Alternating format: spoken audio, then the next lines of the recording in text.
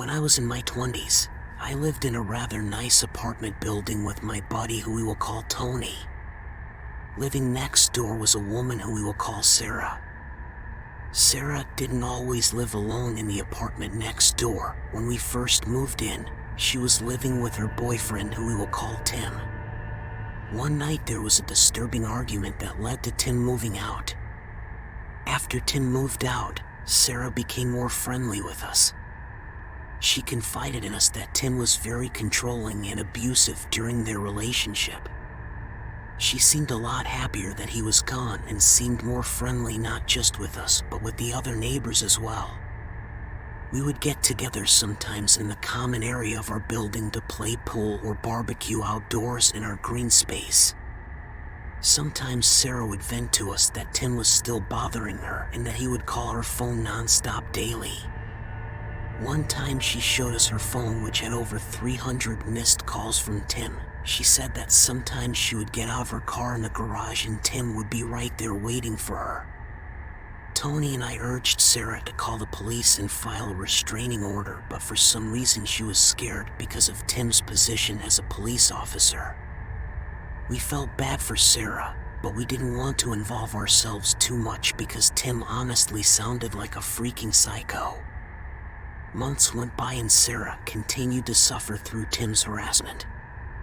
One day some of the residents decided to have a barbecue in the green space outside.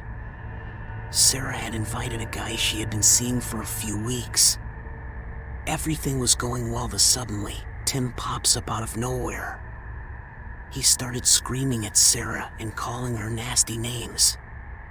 One of our neighbors calmed him down and he left. This all happened at about 11 o'clock that night.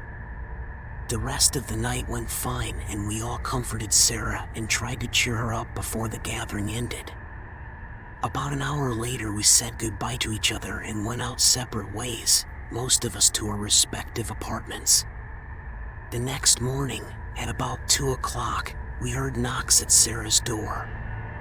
The knocks went on for about a minute, followed by Tim's voice telling Sarah to open the door.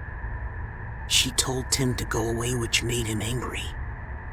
He started calling her names like he did at the party a few hours earlier and demanded that she open the door.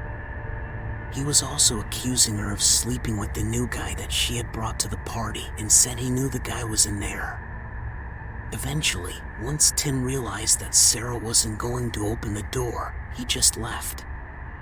The hallway was quiet once more and my roommate and I went back to bed. Shortly after I fell asleep, the fire alarms in the building went off, causing all of the building's residents to evacuate. This was only the second time this was happening since we moved in, and we just assumed that someone had been cooking and burned something, which then triggered the alarms. We saw Sarah on her way out of the building, but barely spoke as we rushed out. Following behind her was the same guy who she introduced us to at the party earlier. Tony and I stepped outside first, followed by Sarah and her new guy. From the corner of my eye, I could see Tim running over to us. My roommate and I backed away, not sure what to expect next. That's when Tim pulled out a weapon from his waist and began firing in Sarah and the guy. I couldn't believe this was happening. That's when I put 2 and 2 together. Sarah and her guy were the victims of an ambush, and the fire alarm was just a ruse to get them outside.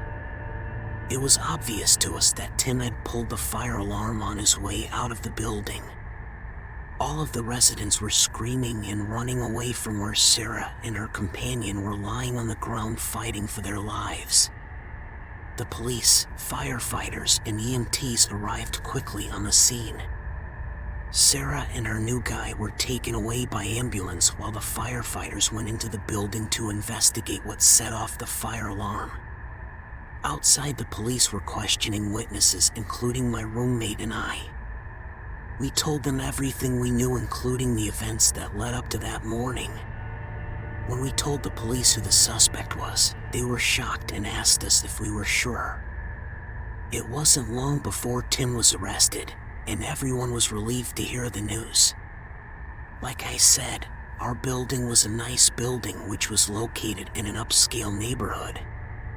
This wasn't the type of thing you heard of happening in this neighborhood, so everyone was shocked and happy when he was finally brought to justice. Sarah and her guy ended up being okay in the end, and Tim was put behind bars for a very long time. The evidence against Tim was overwhelming, and he deserved exactly what he got for putting everyone's life in danger. Stay alert, everyone, and stay spooked. I'll never forget that bone-chilling night in the apartment building. It was just an ordinary evening, nothing out of the ordinary, until everything went south. My heart still races when I think about it. I was crashing at my buddy Mark's place for the weekend. He lived on the 6th floor of a rundown apartment building in the heart of the city. The whole place had this eerie vibe, with flickering lights and graffiti-covered walls. But we were young and broke, so we made do with what we had. I should also mention that we were also training to become police officers. That will explain why we acted the way we did in this situation. We were hanging out in the living room, cracking open a couple of cold ones, when we heard a blood-curdling scream echoing through the halls. It was a scream that would make your hair stand on end. We exchanged glances, the color draining from our faces. Without missing a beat, we bolted towards the area where we heard the commotion. There was a lot of adrenaline running through our veins. The screams led us to apartment 604. The creaking door was partially open. We shared a knowing look and barged in, bracing ourselves for the worst. What we saw inside will haunt me forever. A masked intruder towered over a petrified woman. He had a tight grip around her throat. She clawed at his hands, fighting for her life. The room reeked of fear, desperation, and the metallic tang of blood. Mark and I didn't have time to think. Instinct kicked in, and we launched ourselves at the attacker with all the strength we had in us. Blow after blow, we punched the bastard until he released his grip on the woman. She collapsed to the floor, gasping for air, tears streaming down her face. The intruder, bloodied and disoriented, tried to escape, but we weren't about to let him off easy. We tackled him to the ground, pinning him down until the cops arrived. It was a struggle to keep him down, but we were determined to protect the innocent woman. When the police finally showed up, they hauled the intruder away in handcuffs.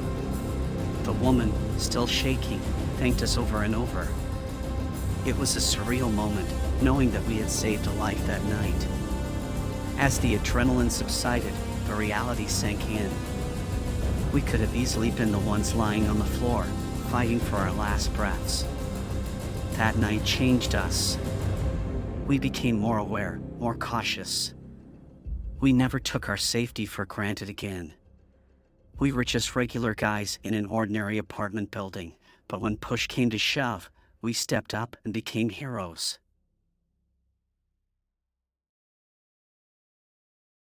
Living alone in a sketchy apartment building wasn't exactly a walk in the park, but it was my reality.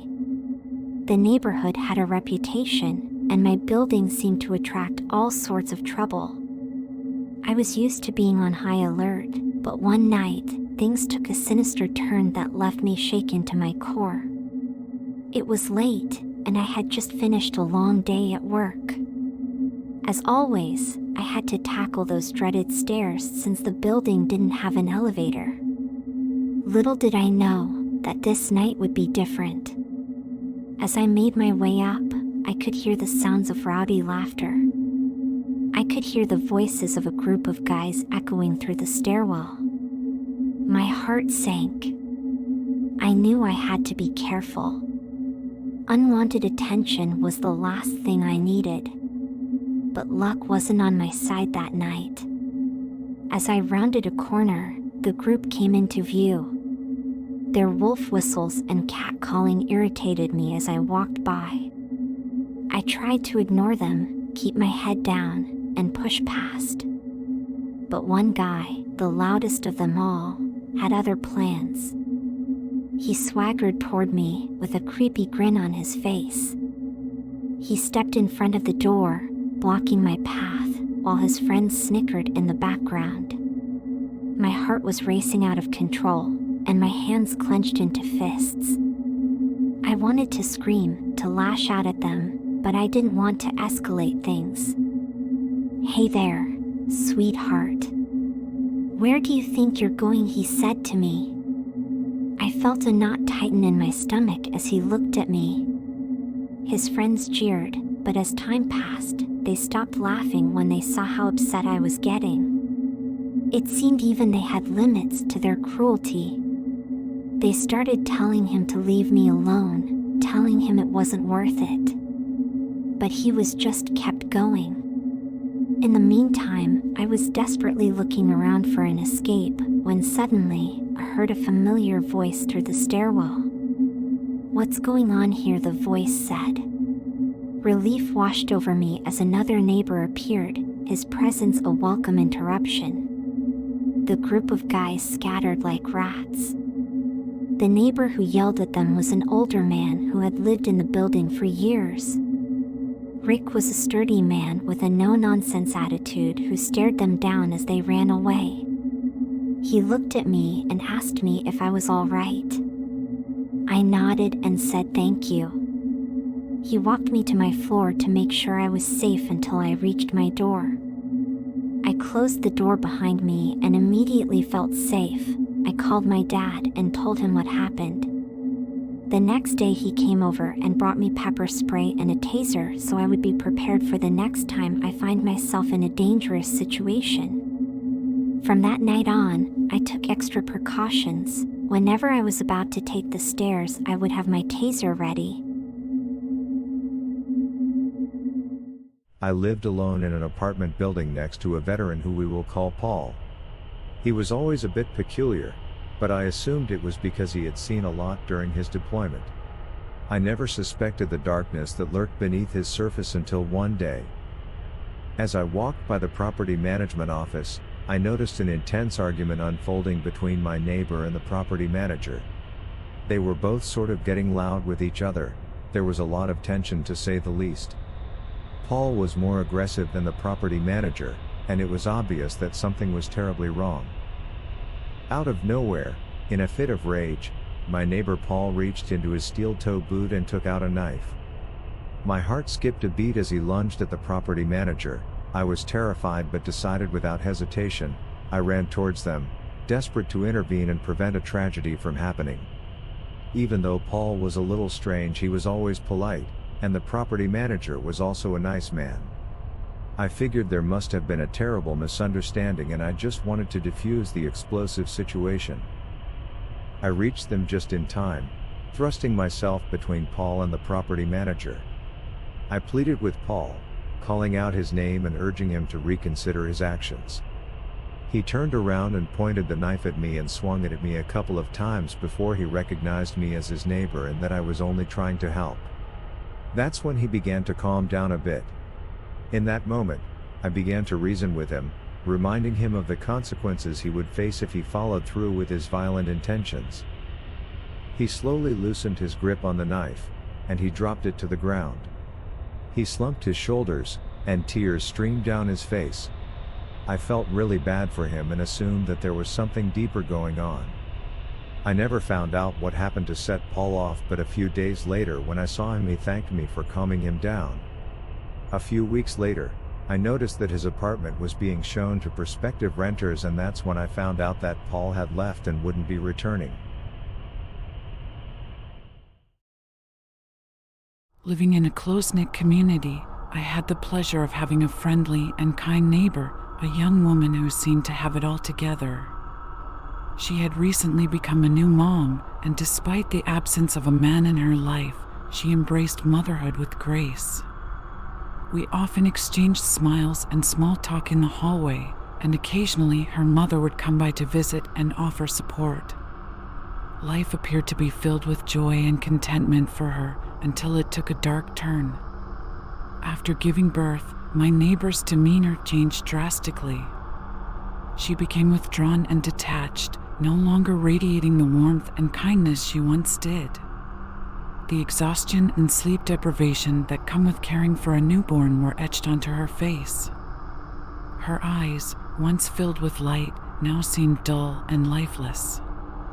I sensed that something was out of place, but I couldn't quite put my finger on it. A few weeks after bringing her newborn home, the baby's cries grew louder and more frequent. It became evident that my neighbor was struggling, weighed down by the demands of motherhood and the emotional turmoil that plagued her. One day, the baby was crying. The cries turned into screams. I was very concerned because usually the cries didn't go on for as long as they did that day.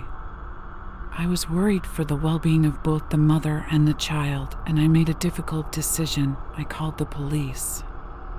The police arrived within minutes.